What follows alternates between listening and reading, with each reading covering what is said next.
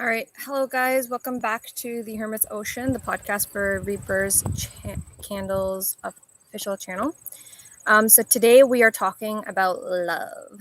I know for the last couple of weeks I've been doing like some more touchy or like serious topics, so I wanted to lighten it up a little bit.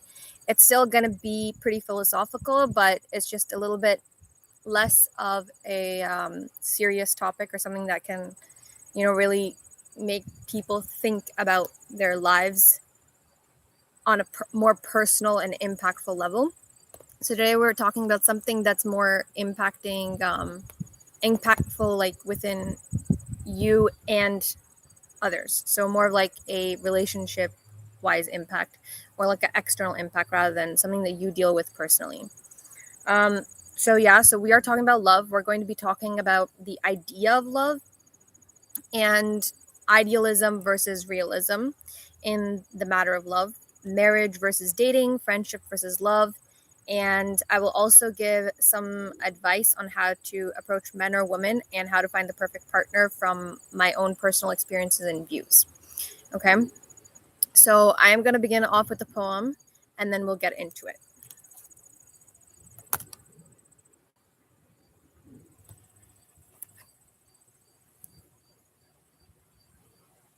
Okay, so again, this is the poem that I have written, and I'm just going to start it off. Love me and hold me, caress me and carry me, romance me into a frenzy. Have my back when I need it, and I'll have yours as well.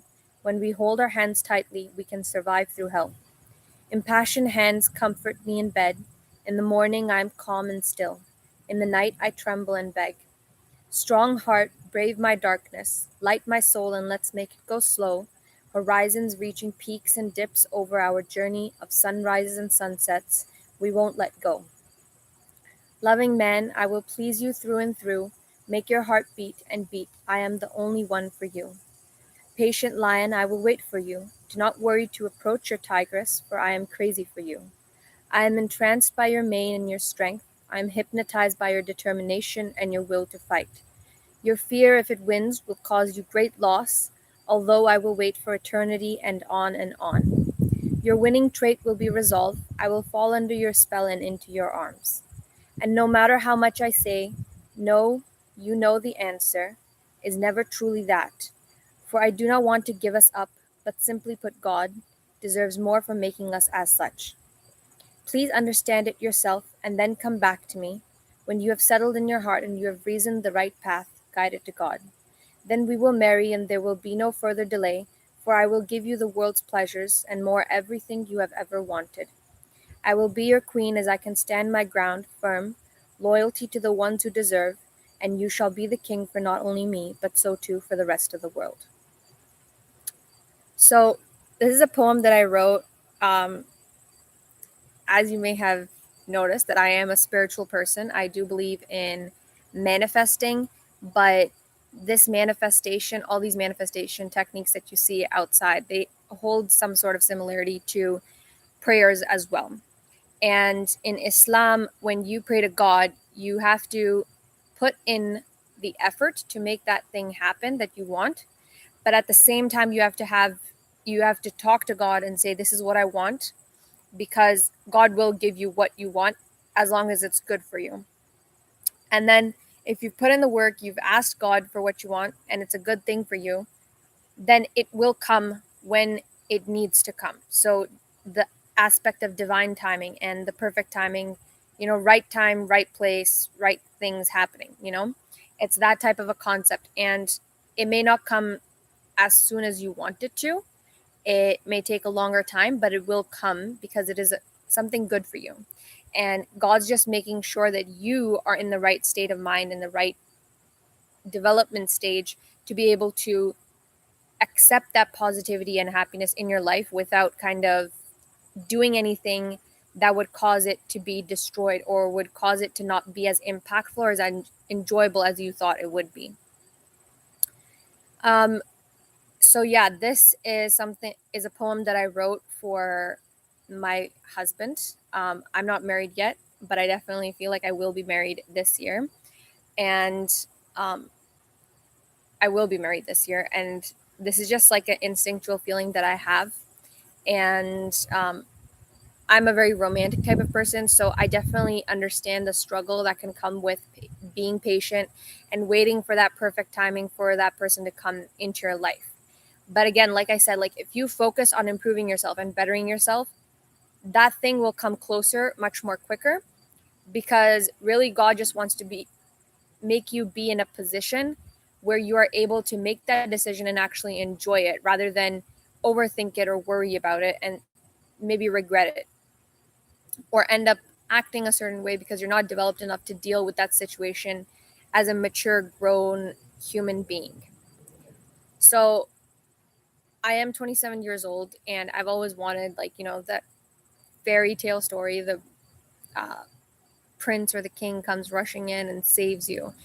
But I realize that the things that I want in my husband, I also have to be like that, because he is also going to request certain things from me as well as his wife, right? And that's why I wrote this poem, to kind of like as a message to send out into the universe to him wherever he is right now, to kind of um, speed up the process a little bit in terms of like sending energy his way to make him feel more confident about the relationship. Um, and I feel like we've always been communicating, because I've always had these dreams where, like, as a child, like since childhood, I've always had these dreams where there's always like a guy that's coming to me, and he's not technically a bad guy, but he's not the type of guy that I would usually go for. I usually go for like the nice guys that look like they're really sweet and stuff. But in my real life experience, that's turned out to be the complete opposite. It's usually the bad boy type of people, or like the players, or like the really like smug looking characters that tend to be like the sweetest and the kindest people. So really the nice guys, like that look nice on the outside, or something that looks like, yeah, they would be able to provide you a stable and happy life, may not be able to provide you that stable and happy emotional life from the inside. So that's also kind of like, that kind of fits into this whole idea of love, that people want this specific standard of like a man or a wife or a husband or boyfriend, girlfriend, whatever, right? Woman. And they want a certain standard, right? They have like this humongous checklist. But if you reflect that checklist back onto you, right? Is it something that you deserve? You got to think of it like that. And I've been listening to Andrew Tate's, I just got into like listening to Andrew Tate much more like vivaciously, I guess. I was listening to some of his like TikTok clips and his speeches, and a lot of the similarities I'm finding between his way of thinking and certain things in Islam. Like a lot of it matches up, and I even left a comment on one of the videos saying how it matched up um, through my personal account and not the Reaper's channel candle account. Um, but really, like, and he is like the type of like the ideal man, you could say, because on the outside he has like this protective and masculine and aggressive type of like, I will do whatever it takes to accomplish my goals type of energy. And he's very confident in his opinions and his personality and his character, right? But on the inside, he truly actually wants like a spiritually and emotionally, mentally fulfilling relationship where, like he's repeated multiple times on multiple podcasts, multiple interviews, that if he finds a good woman, he's gonna lock her down. So that means that I'm pretty sure lock her down is like slang for marrying her, right? So right now he's not married, but maybe he will be one day when he finds that person that actually meshes well with his mindset, with his personality, with his like emotional needs and spiritual needs. And he's also said the same thing, that men are supposed to be like the protectors. So they operate more on a physical realm, right?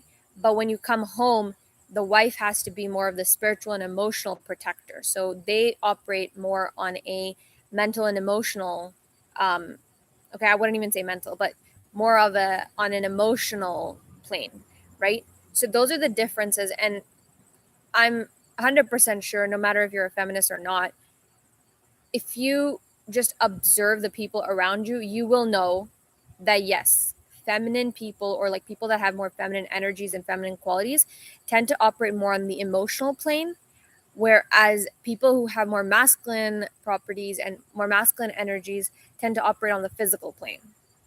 And they may be much more logical than the other person, who is much more like the feminine energies would be more free flowing and kind of like in this dream like behavior. Like they don't really take into consideration um, like every single physical detail to make a dream come true. They may just have a general idea and know the general details of it, but they may not know how to actually proceed with the plan. And that could also be just from immaturity. Like a lot of kids are like that too, right? Where they know what they want to be when they grow up, but they don't know how exactly to get to that caliber level where they are known in that field, or they're actually making a difference in that field and in the world, right? And that's the same kind of concept. Like kids are more emotional. They haven't stepped into the practical world yet because they haven't had a chance to kind of figure things out practically, like money wise and networking wise and resources wise, all that stuff. But once they do, then they start to kind of understand how the world works. Now, I would agree with Andrew Tate here that women tend to have a little bit easier of a lifestyle, and it's not because of a conscious decision. It's a most women don't prefer to like go out and deal with the stresses of the real world because it is stressful. And then you're coming home and you're still taking care of the home. Like if you see a lot of like, I've heard like so many stories about people who want to be mothers, right? But they also want to be career women. And they're doing both of the roles of the household. So it's kind of like this very extreme way of thinking. Like I have to control everything, I have to do everything, otherwise it's not going to be done properly, right? Which is a backwards way of thinking. You have to let people take on certain roles so that you can be balanced as an individual, so that you can be healthy as an individual. I would even say like that's like one of the reasons why stress is so high in women, is because they take on like all these different responsibilities. And it's not to say that you can't work and take care of your family, but you have to know how to split up the duties well, you know? Um, and it's also not to say like in Islam, I know for a fact that husbands are in like husbands and fathers are encouraged to spend time with their kids and teach them, and that's where their like practical life skills come from, whereas the mother will give them more emotional and mental health advice, right?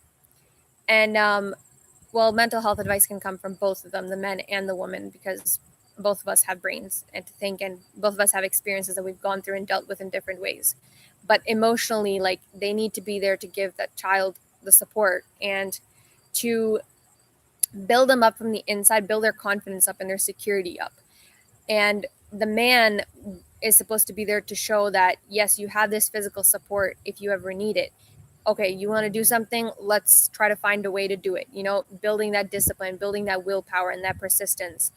All those types of practical life skills or real world life skills you learn from your father usually.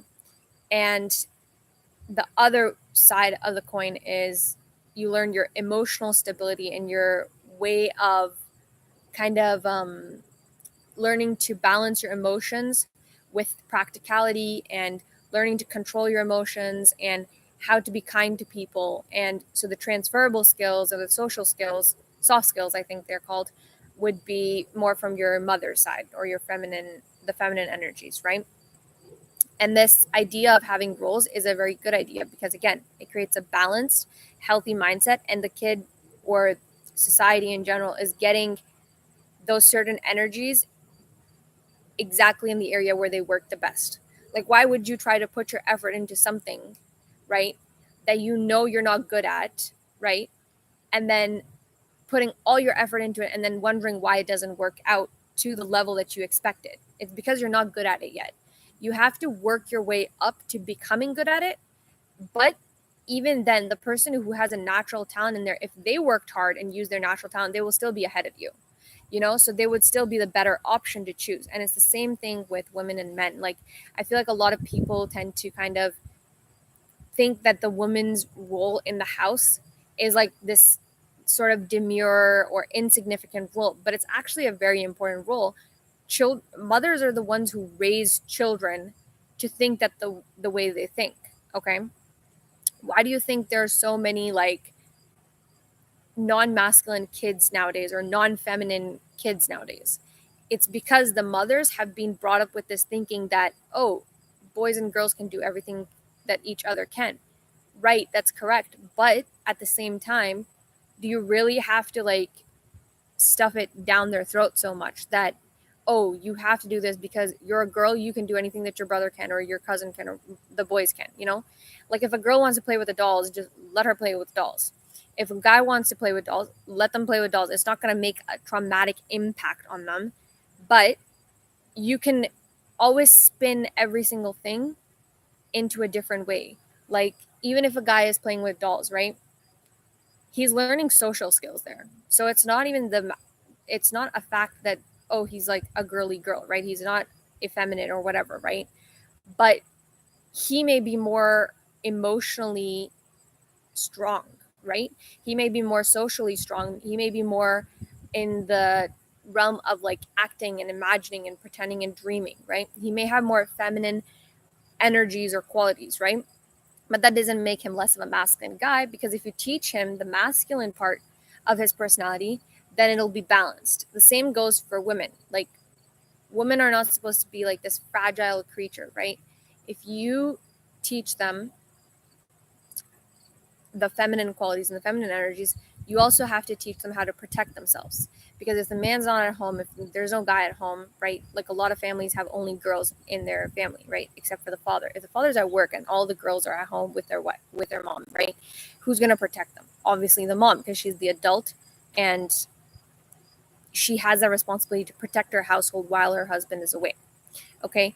So you have to balance the energies and the qualities and not genderfy them in the sense like, oh, this is a man's job, so only a man can do it. Okay, no, you need to teach those skills also to a girl so that she can protect herself when she's alone. Then when she has a husband or a man, he can protect her and his family. You have to have this nice little balance of doing things, because even a man is not always going to be in this mode of like, go go go go go, protect, just hunt. Like, no matter how masculine the dude is, he's still going to be emotional to some degree. Like, even Andrew Tate, if you take him for example, right? He's coming on to podcasts, he's helping young children, like young guys, learn how to be masculine and stuff. So that's the emotional side of him. He is guiding children, right?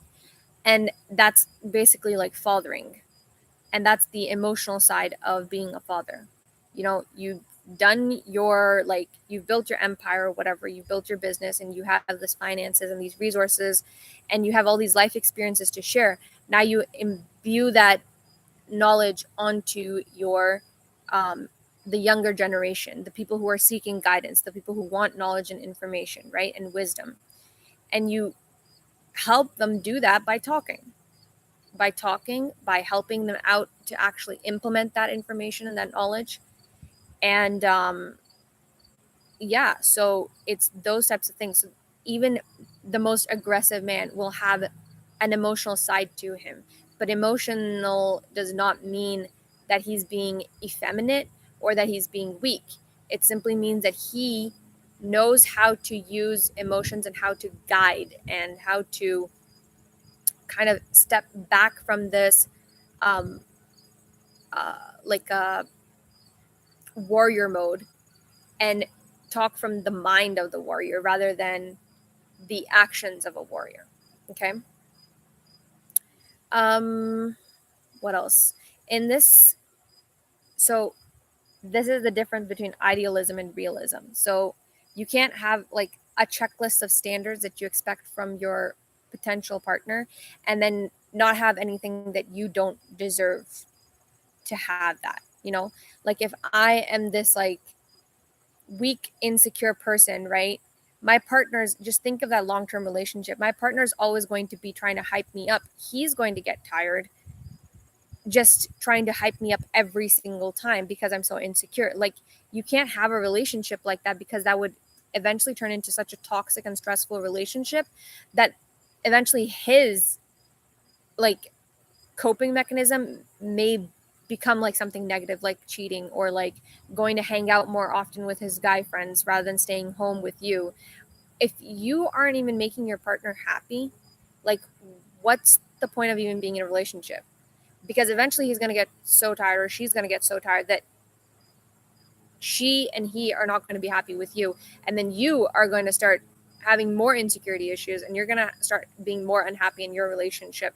And that's how the relationship breaks. That's why we have so much cheating and so much drama in relationships and divorces right now. It's because you're not a fully developed, mature person, right?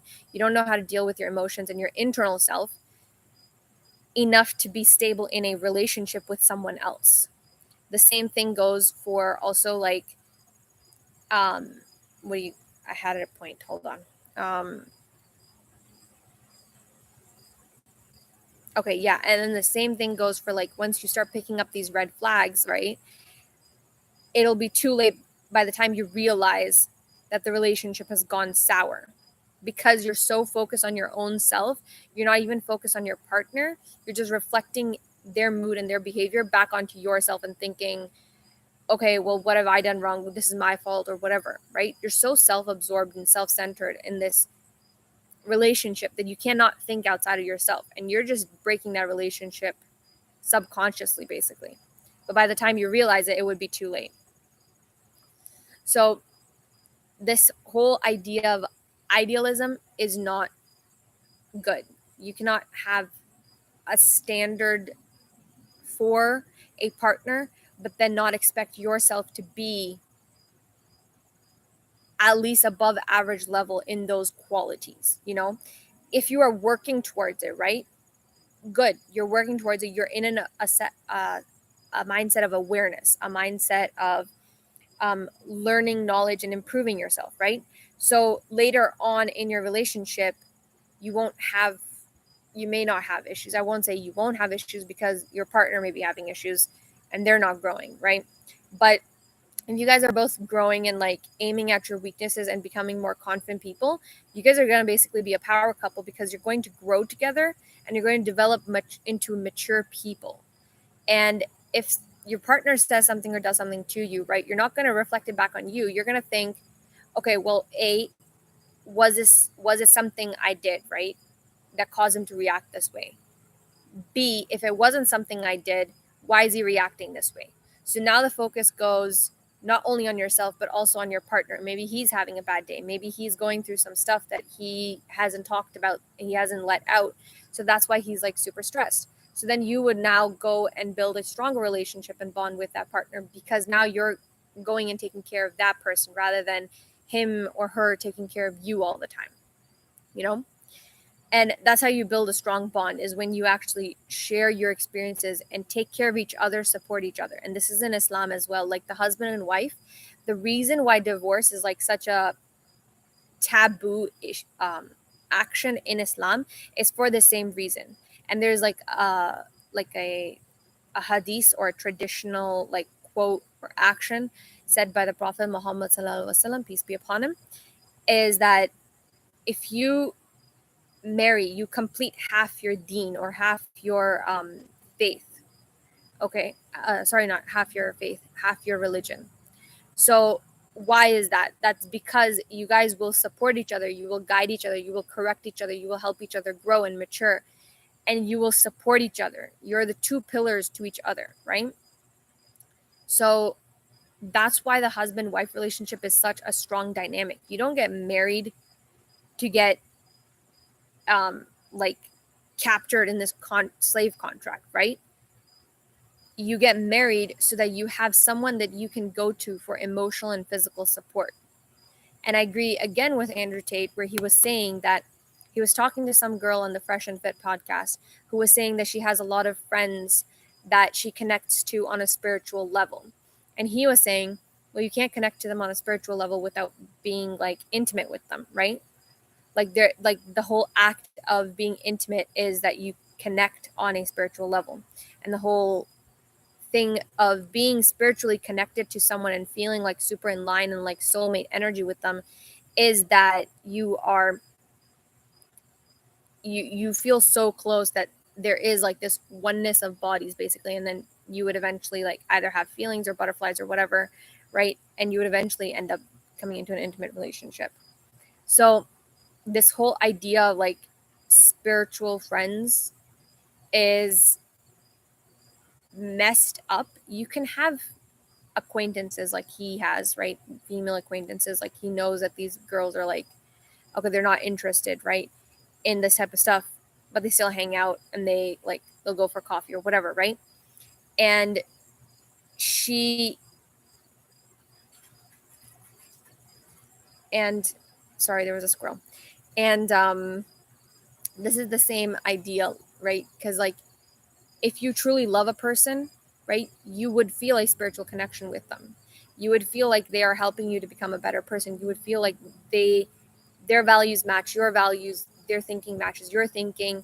You guys will feel like connected to each other on an energetic level. And if you actually feel that spiritual connection, then that means that you guys are soulmates or meant to be for each other. So that would eventually just lead to a relationship. Okay. So yeah. So then this whole idea of like realism on the other side is that there's no such thing. And that's where I think Andrew Tate kind of like, I've only been seeing clips of him, so I haven't seen like the full interviews a lot of the time. Like I only saw like one or two interviews, and they had nothing to do with relationship things. But this is where I feel like Andrew Tate is like a little bit like more realist, right? And he has confirmed it himself that he's a very blunt realist, right? Um, and I think that's the reason why he can, like a lot of his opinions match with Islam, is because Islam tends to promote this logical way of approaching religion rather than just blind faith.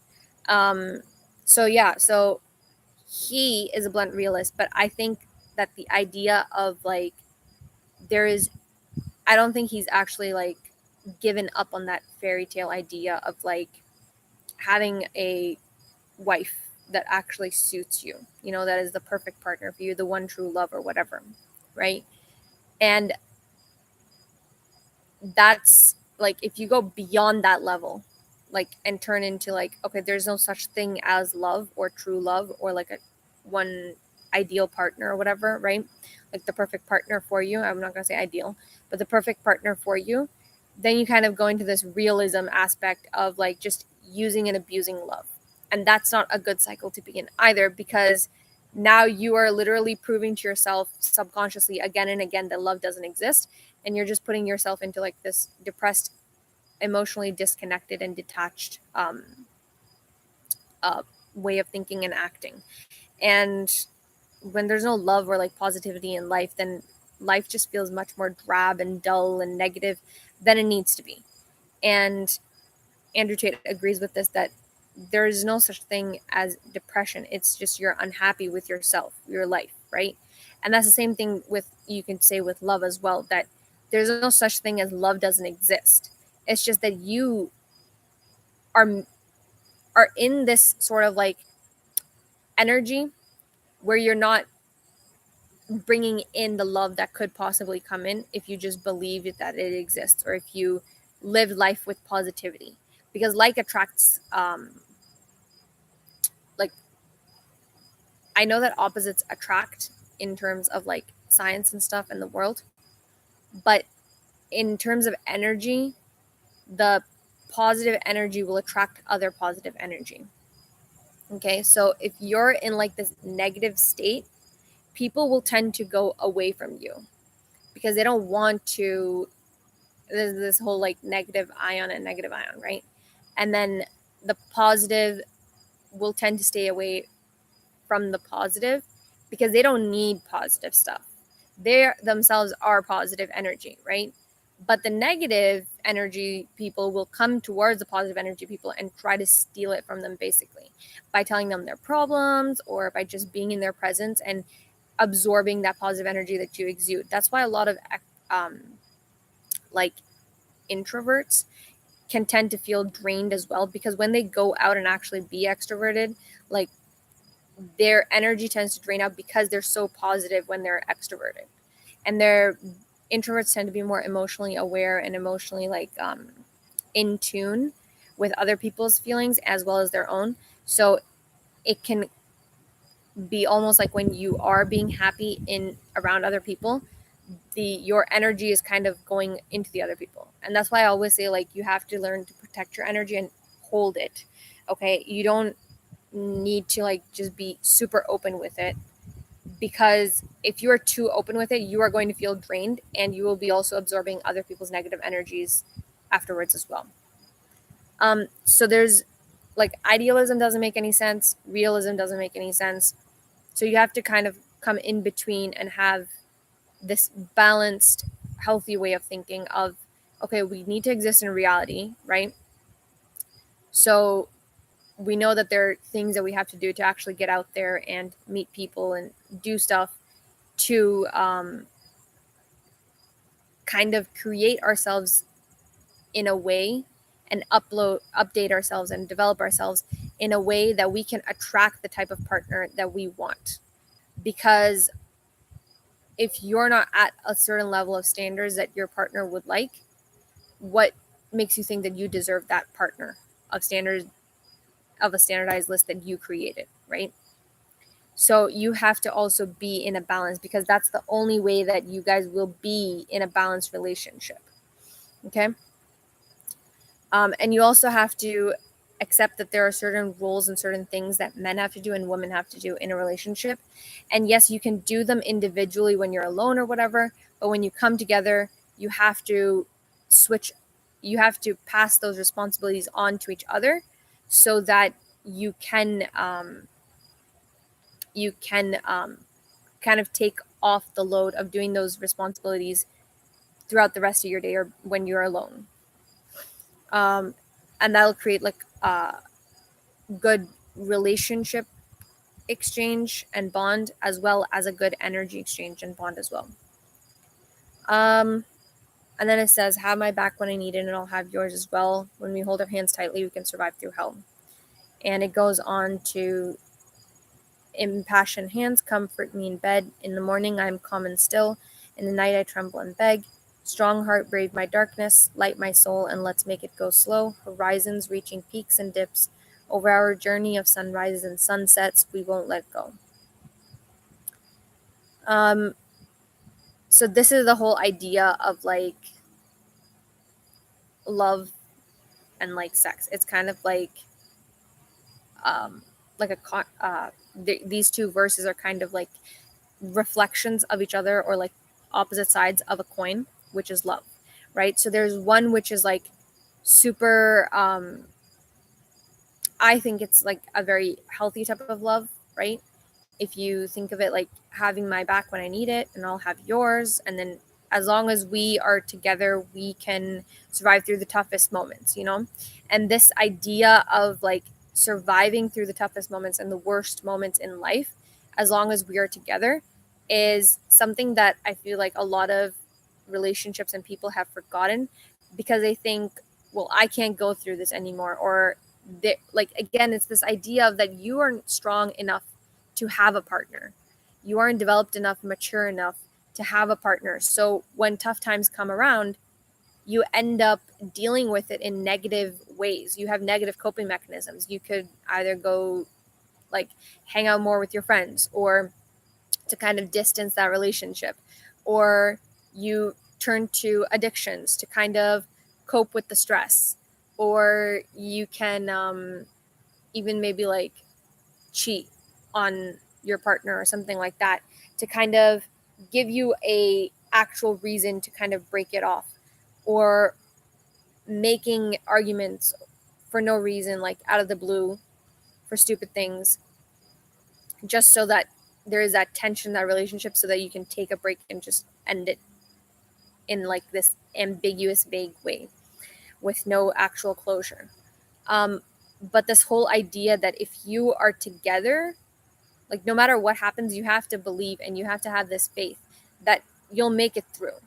So, and that just prevents you from cheating, from like turning to other things for your stress relief.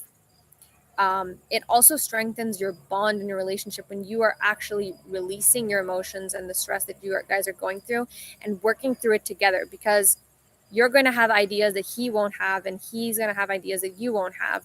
So exchanging those ideas and talking about the problems and the stresses or the emotions is actually going to help you guys understand how to deal with the emotions each of you guys are having and how to deal with the problem at hand together as a couple. So again, like that power couple thing, right? And then with the impassioned hands come from me in bed and all that stuff, that is the other side of the coin of love, is that you have to also be like um, physically attracted and pleased as well. So this whole idea of like not letting them go emotionally, but also not letting them go physically. Like you have to both be in touch physically as well as emotionally and mentally. And that would be, I would say, the perfect relationship is when your mindset and your values match, when you guys deal with emotions together in a healthy manner, and talk it out and be patient with each other and support each other when you guys are going through tough times, and release the stress by like joking around or having like happy random moments throughout the day, whatever, right? But like dealing with emotions in a healthy, positive way. Um, and not kind of making excuses or ignoring them, facing them head on and dealing with them together. And then there's this physical level of connection, which is when your bodies feel like they should be one, when both of you guys are pleased with each other's physicalness, and that physical bond just adds further to the depth of your relationship. And you if you've seen like other meditation and tarot channels and like gone into like um, physical intimacy healing and all this stuff, there's something called the Kundalini healing, Kundalini awakening, I believe, and that deals with your sacral chakra, your red chakra, your root chakra, your pelvic chakra, and that's basically your groundedness chakra, and it's basically healing through um, sensual acts, right? Sexual acts.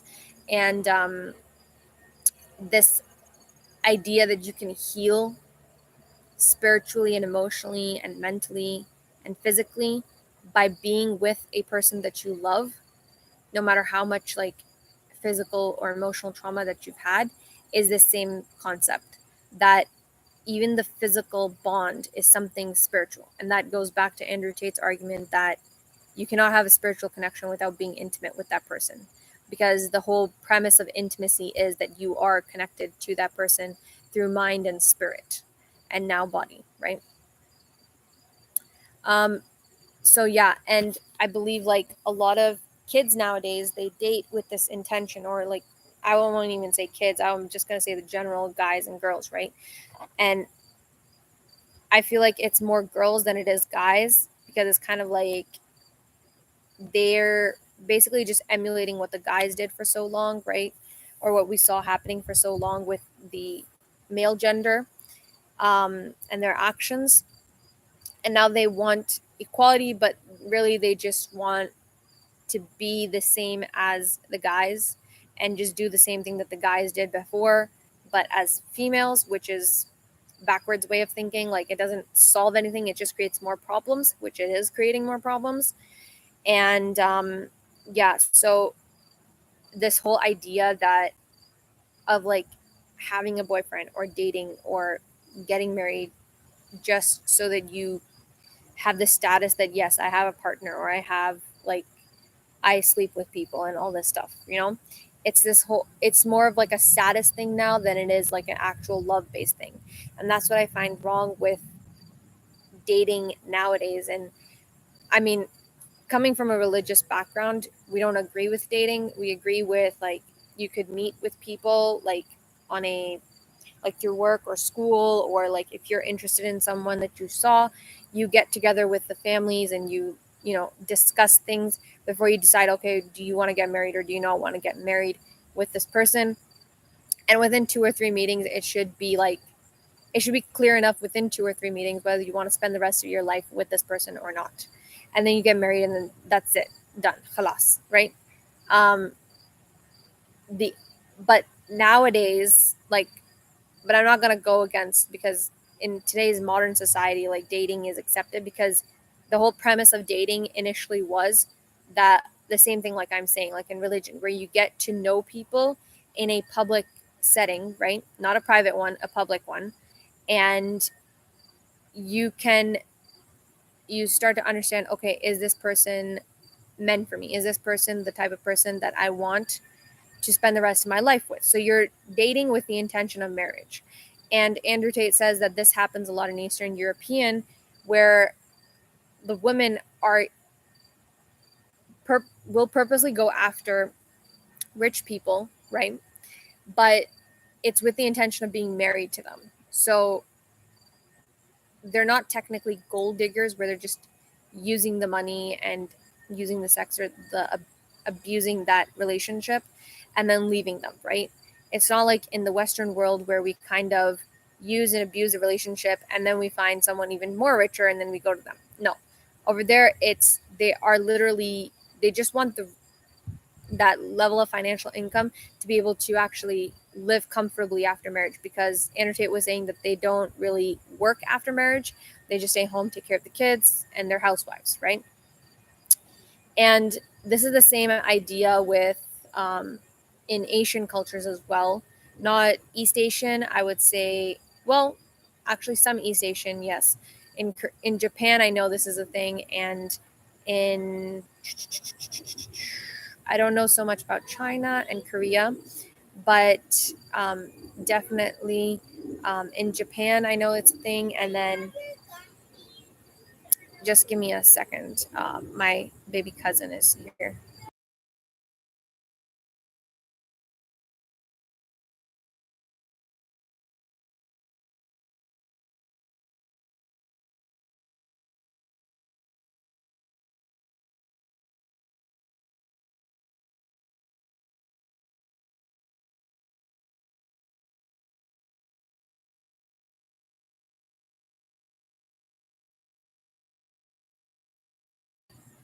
Sorry, she was just my baby cousin was just talking to me.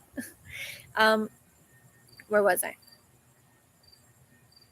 Right. And even in Pakistani and like Indian and all these types of cultures, girls will go out to work to support their family, because obviously the economy is not in a state where the household can be run by just a single income.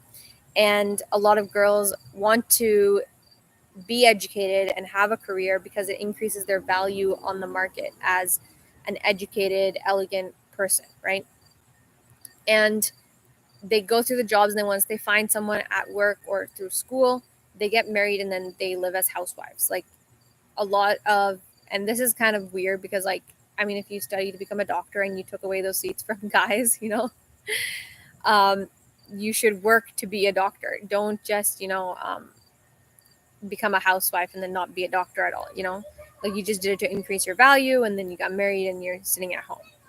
It's not a very good thing for the guys who are actually studying to provide for a future family.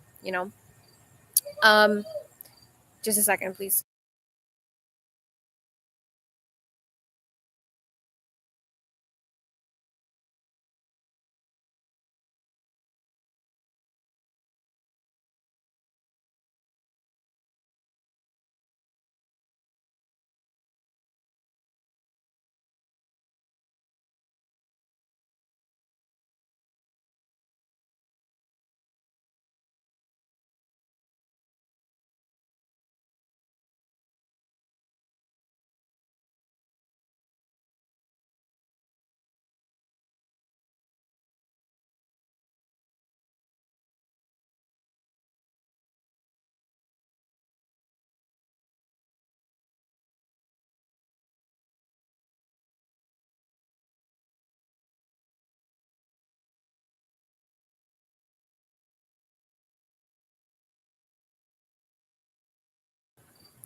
Sorry, guys. It was my cousin again. She was scared of the clump of hair on her pajamas. Um, but yeah, so this whole idea of like dating just so your status can increase, or even marrying just because your status is like studying so that you can have like a higher status to get married. It does happen all over the world, but it's like everyone dates over there with the intention to get married. Um, but in the West, it's kind of like different. It's more of like if you're dating, you have a status. If you're married, you don't really have a status. So it's more like people date so that they can just date, so that they can just date. It's like a never-ending cycle. Um, so we need to go kind of back, like even if you do still continue to date, like date with the intention that you are trying to find the right person. And Tristan Tate talked about this to another young man. I believe his name was Sneeko, and he was telling him like play the field rather than womanize, right? He was using those different phrases, and it's true because he's not womanizing. His whole intention is to find someone he can get married to. Same with Andrew Tate. So um that's what I'm trying to say as well, is that if you are going to date, date with the intention of getting married to a good person. And if you don't want to take that approach, then don't date. Just be friends with people, be like acquaintances and stuff. Not super close friends, or like friends like, I mean, I guess you could do that. I don't know, like I don't know what friends do because I don't have that many friends, but um what was I saying? Right. Okay, so you could always become friends with people and then hang out as a group and see what happens and how they react and how they act, and their behavior. You could talk to their friends, you could talk to other people, you could talk to your friends who know them, and kind of figure out how do they act, how do they behave, and stuff like that. And that'll give you like some sort of information to gather and then decide, okay, is this person right for me or not?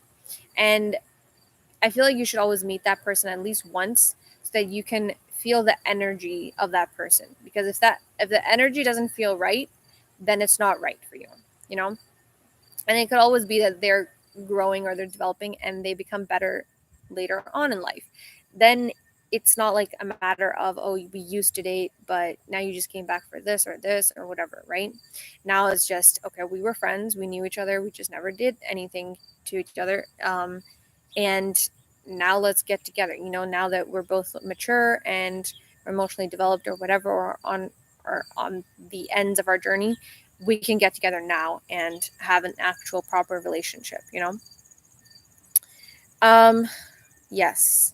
So, and this whole idea of like patient line, I will wait for you, don't worry to approach your tigress. So this is kind of giving my husband like um confidence, like I'm going to wait for him, like I'm not, again, like I'm a Muslim, so I don't date, and I don't approach men with the intention of dating them or marrying them. I approach them with the intention of mental stimulation or having fun, because I feel it's much more easier to talk to guys. And I'm not even going to say all guys, it's just certain guys it's much more easier to talk to.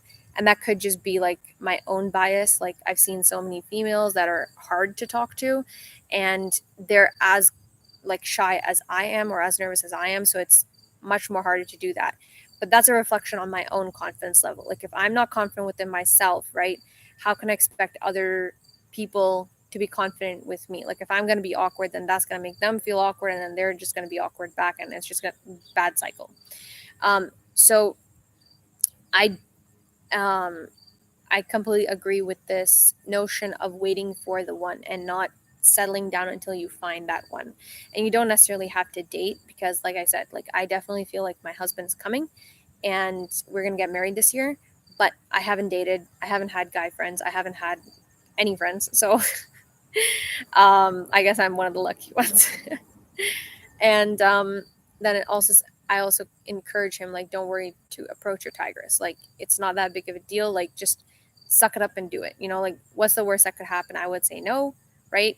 And then you don't even know me, like if you don't know a person, you're just going up to a stranger and you're saying yes or no to them. Like you may not even see that stranger ever again in your life, or they say no, like it's fine, because then that means that that person is not interested in you. Simple as that. It's like when you go out to grocery shop, you pick a certain brand because you like that brand. You don't pick the other brand because you don't feel attracted to it, or you don't feel like, okay, that's a good brand that I want to go with, And there's nothing wrong with either of the brands. Like some people like that brand, some people like this brand. It's just something that you accept and move on.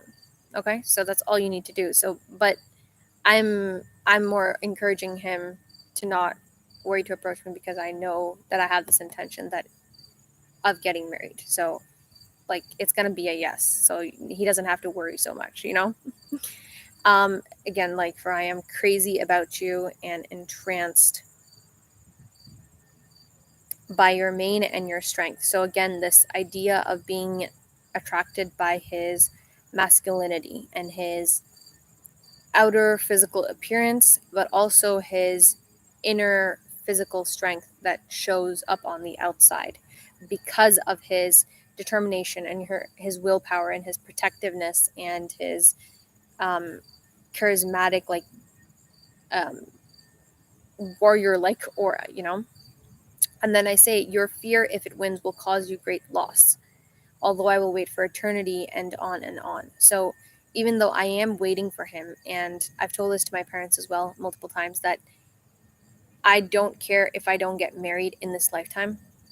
I'm fine, like, not getting married to the one, right?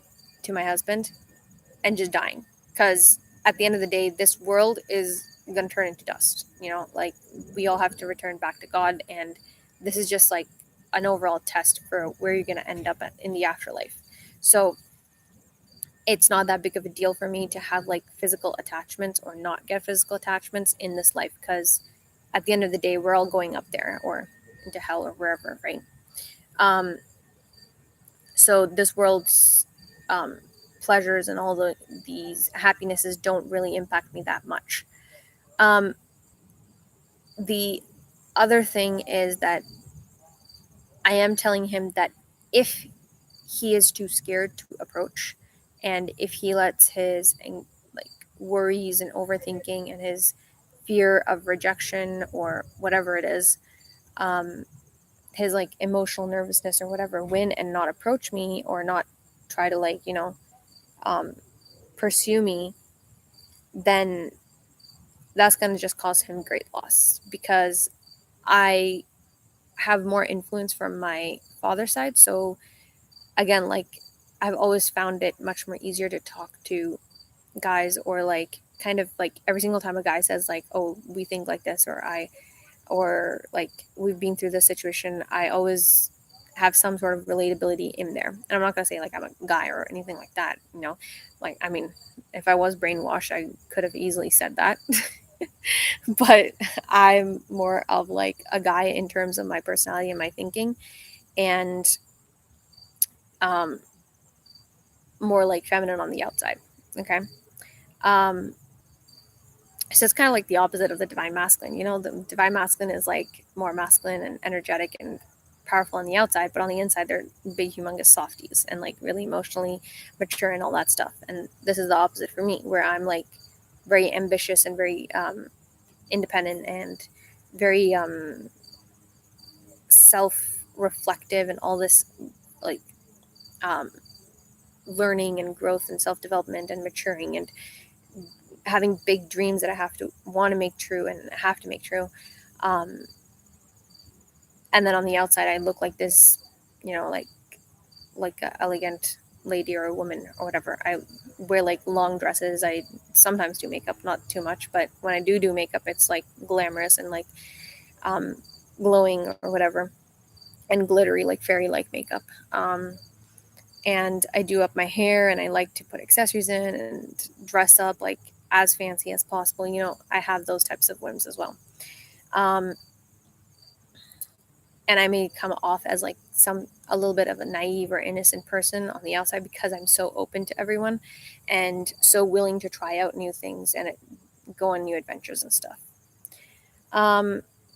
But yeah, so if his fear wins, it'll cause him great loss because I'm a very balanced person and I'm always looking to grow and develop and mature in every single aspect that I could. You know, I want to be the best human being that I can be as God intended for me to be, you know? And then again, his winning trait will be resolve. I will fall under your spell and into your arms. So just his ability to pursue me and to um, to to basically be determined and persistent in his approach to me, um, that is what's going to attract me and make me feel, yes, this is the one. You know, because I need a strong person because I myself I'm a very strong-willed person. Um, and then it continues on to, no matter how much I say no, you know the answer is never truly that, for I do not want to give us up, but simply put, God deserves more for making us as such. So again, so I have this feeling that the person that I am going to marry may not be of the same religion, ethnicity, or like culture and stuff. So again, it's this idea that even if I'm saying no because everything like I've been asked, I've been approached by guys, like maybe 2 or 3 guys, and one person really didn't take it that well. And every single time a guy approached me, I always like draw the line. I always say like, okay, this is just as a friends, right? And I tell them like I can't marry anyone outside of my religion, and that's not going to change. Um, so again, it's that the answer is never like I'm not saying no because I don't want to. It's no because I simply can't, because I have to obey God. You know, like God is the one who made us for each other and perfect for each other, but like without God, we wouldn't have found each other. We wouldn't be with each other. We wouldn't be for each other. And in the end of the day, like again, we have to go up to God, who is our creator. So like it's not no, I don't want to. It's more like no, I can't right now, you know? And that's why I say like please understand it yourself and then come back to me when you have settled in your heart and you've reasoned the right path guided to God. So again, it's this idea that if he converts to Islam, right? If he's of a different religion, which I feel like he is, if he converts to Islam, then come back and ask me then, you know, then I will be more than willing to give my heart to him. And it says, then we will marry, and there will be no further delay, for I will give you the world's pleasures and more, everything you have ever wanted. So again, this entire, like, I'm like a Pandora's box, just waiting to be opened, but the key has to be right to open it, you know? And I will be your queen as I can stand my ground firm. Again, the idea of being a strong person and being a support of my husband and him to me, right? Loyalty to the ones who deserve. So again, with this idea of like people who deserve my loyalty will get it. The people who don't deserve it, they don't get it. I like cut them out of my life, or just deal with them like on an acquaintance basis, like a hello, hi, how are you? Okay, goodbye. And you shall be the king for not only me, but so too for the rest of the world. So again, this idea that with me in his life, not because of me, but because of because we will be supporting each other and protecting each other and guiding each other, we will be able to make better decisions together for each other's lives. You know, like we'll be helping each other on our own individual paths so that we can be successful in the world as well as in the afterlife. So this whole idea of like I'll be your queen because I'll be a strong person, I'm strong-willed, strong-minded, and I myself am like very physically like strong. Like I will literally get up and punch someone in the face if someone tries to hurt anyone that I love or care about, or even like an innocent person. um, I'm not scared of fighting or getting hurt or damaged because again, this whole idea like this is just a temporary world, right? So that's what gives me strength in God, and the fact that my actions here are going to play a huge role in the consequences in the afterlife. And I think people should approach their relationship more like this. Whether you're married or dating, whether you are in love or you're friends, whatever, it doesn't matter. But the point is that you have to approach these things like this. Like, you have to be loyal to those people, and you have to, like, of course, friends, there's still like a boundary that you have to maintain between friends, And I agree with Andrew Tate that at first I was like, okay, maybe guys and girls can be friends, because um, there's this whole, like, because I was thinking of it from my perspective, where I'm approaching guys as friends because they're easier to talk to, they're more positive, and they're more aligned with like my type of energy and the types of things that I want to do in life, right? Like extreme sports and going to do stuff. And when I take on a friend, I take care of them, like Andrew Tate was saying, like he always asks this question, right, to the uh, ladies that have guy friends. And on the Fresh and Fit podcast, the same one that the girl was talking about her spiritual friends, he was explaining that guys and girls can't be friends because a guy will always give like free dinners, free gifts, and all this stuff to the girls, right? Because they're friends. But they won't be getting anything in return except for emotional support, right? Like if they needed emotional support, they could just go to their guy friends. Like their guy friends would understand them better. They would be able to tell them how to deal with the situation better, Like it's not a very fair trade, because the guy is giving the girl all these things, but in return, the guy's getting nothing except for the same thing that he can get from his other friends, you know. But on the other side, like if a guy is a friend with a guy, right? They'll exchange gifts. They'll give each other like tickets or whatever. They'll take care of each other like brothers, basically, right?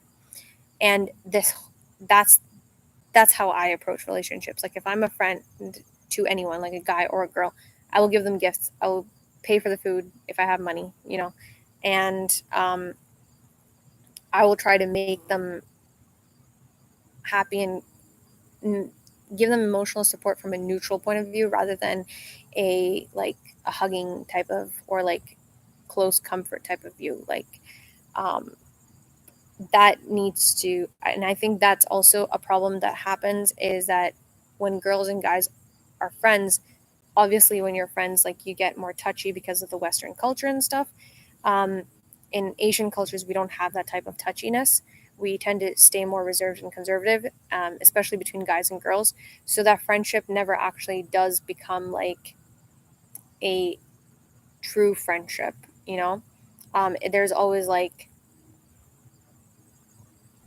in Asian cultures, it's always you're approaching that person because you want to figure out whether they are marriage material, right? So it's always with the intention of um, marriage again. It's not with the intention of being friends. And in the Western world, you are approaching them with the intention of, again, dating, but that closeness of touch and intimacy can end up creating confused thoughts, And girls are very good at kind of controlling their emotions and shutting them down, or exaggerating them a lot. And this can actually lead to problems in your relationship. Like if you're a guy or a girlfriend, right?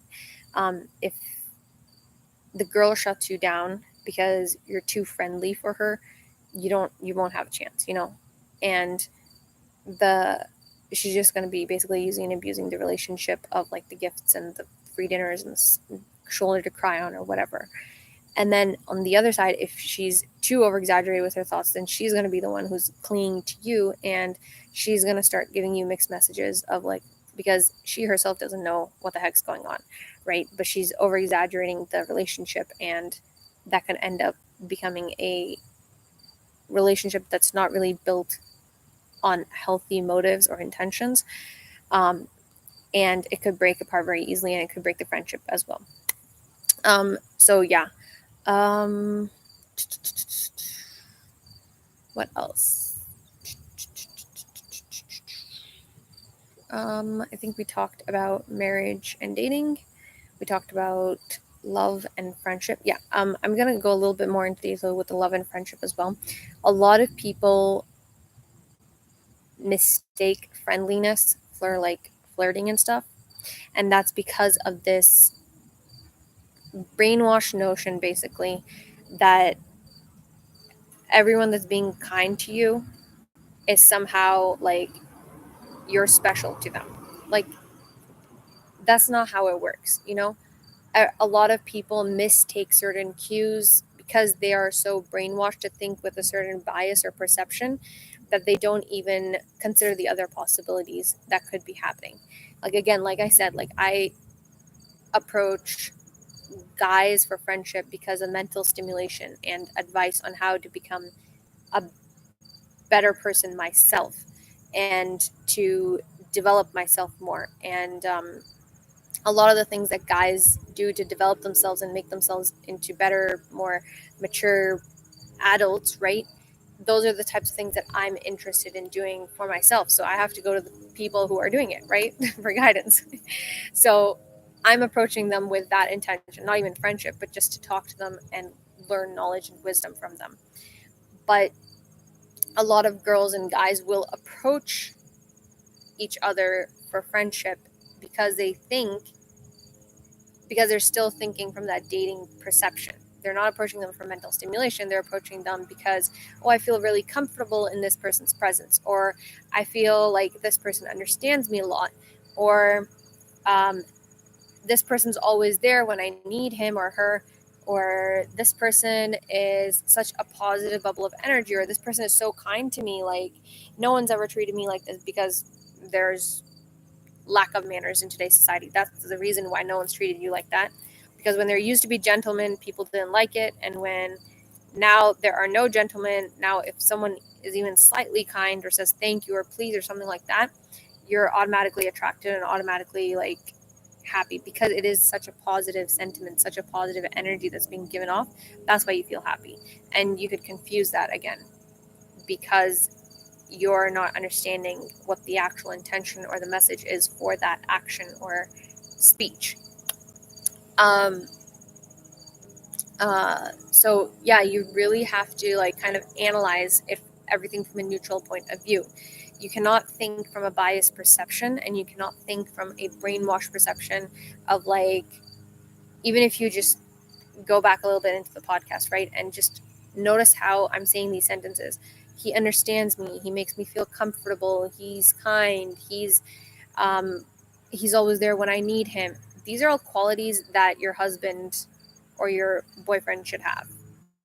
Your boyfriend's supposed to be the one that you share your worries and your stresses with, so that he can calm you down and help you solve those problems, and vice versa.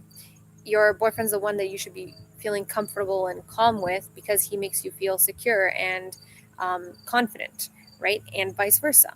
Um, your boyfriend or your husband is the one who is the person that should be extra kind to you or extra special to you, right? And vice versa, because they're your boyfriend or husband. They're going to be extra kind and special to you because they want you to be happy. They want you to feel loved and cared for, right? And then the final thing is that your boyfriend and your husband is supposed to, um, what was the final thing? Comfortable. Oh, our values and mindsets match. That's what your husband and your boyfriend are supposed to do. That's why you're there with them. That's why you want to spend the rest of your life together with them, because they hold the same values. They hold the same sort of thinking towards uh, important topics like child rearing or education, or um, how society should function and all that stuff, you know, and how to approach problems, or like the type of independent person they are and all that stuff. That's why you're attracted to them, because they're so similar to you. That's why you marry them, because the rest of your life you're going to be spending with that person is going to be strong and form a proper relationship and bond, because you guys share the same values and the same way of thinking of how to approach life and its situations and its major situations. Um, And that is going to, you may be coming from different experiences and different backgrounds, but that helps you to get a more wider view of how you can both apply your way of thinking and values in real life, right? um so yeah, so all these things, like this saying of like guys and girls can be friends, I don't think they can.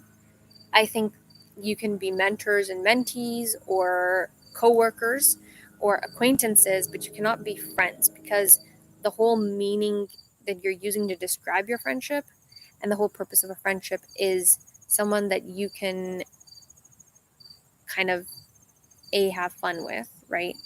And B, have the same sort of approach to life with. But if you find someone like that, then why would you not marry them? You know, why would you not date them? Because then you can spend the rest of your life with them, like, and you would be happy because you guys would both be in the same sort of thinking and the mindset. But yeah, so it makes sense from a logical point of view when you see like the logical play out of things. But when you start philosophize phil, philosophizing these things and trying to kind of avoid the actual topic and the actual consequence of the thing, you start using semantics to kind of make it sound like it's not the thing when it actually is. Then you end up doing things that basically prevent you from attaining actual happiness and emotional fulfillment. Yeah. Okay, so yes. So we discussed all the different types of verses. We discussed how to approach men and women. And what else?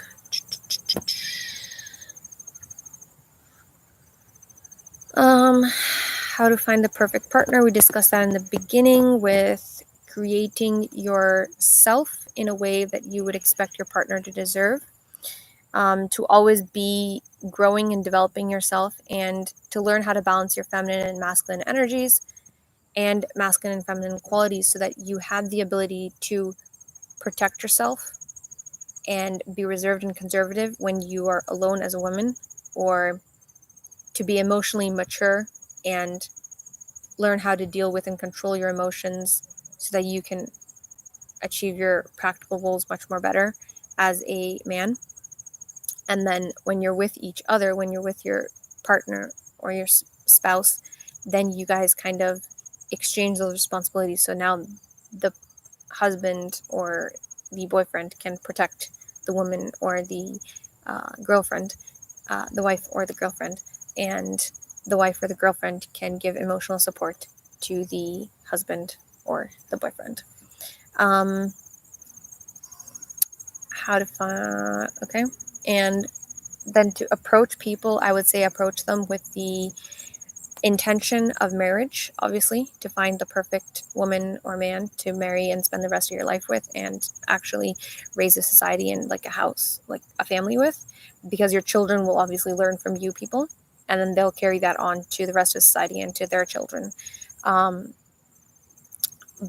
then also when a woman is approaching a man, approach him with mental stimulation, with the intention of, like, if you're approaching them, if you're trying to find like a marriage partner, approach them in a public setting, approach people in a public setting to see how they interact with other people, what kinds of friends they have, and those are all reflections of them, how they react and interact with you. What types of stories are you hearing from other people that know them, all those types of things. So collect as much data as you can about that person so that you know whether you should approach them or not with the intention of dating and then marriage or straight to marriage.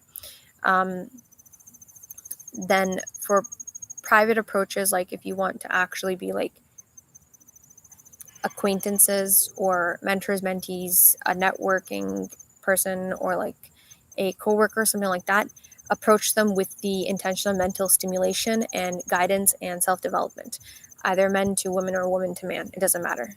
But that is the only reason to ever approach the opposite gender in a private setting is for your own personal growth and development, and to approach them with the intention of love, of finding love, is to approach them with the intention of marrying them, I would say. And because if you find the perfect partner, why not get married to them? It's not a slave contract, okay? It's just a way to officialize the relationship. And number two is, because, like, why wouldn't you want the rest of the world to know that this person is yours and that you are that person's, Like, that's the whole concept of marriage, that these two people are together and no one can interfere on them. When you're dating, you can still interfere on them and there will be no consequences to that. When you're marrying, there are consequences to committing adultery or to approaching a married person in with the wrong intentions, with the intentions of love or dating or marriage or whatever, right? And yeah, and that's also like a really big sin in Islam as well, to break off a couple, but like a married couple. And finally, you need to approach them on a public level to gather as much data as you can about their values, their way of thinking, and their way of behaving, so that you can decide, okay, is this person the person that I want to spend the rest of my life with? Is this person that I want to raise a family with or impact society with in some way? Something like that. Okay. I hope you guys enjoyed the podcast today. I know I went a little bit longer, and I apologize for the intermissions from my dear little cousin. And I hope you guys have a curious, balanced, growing week, and you can join me on the podcast next week. It may not be a live podcast. It may be a uploaded video.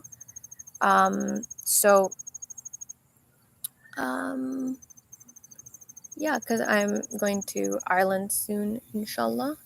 And mashallah, shukr, alhamdulillah, rabbil alameen, by the grace of God.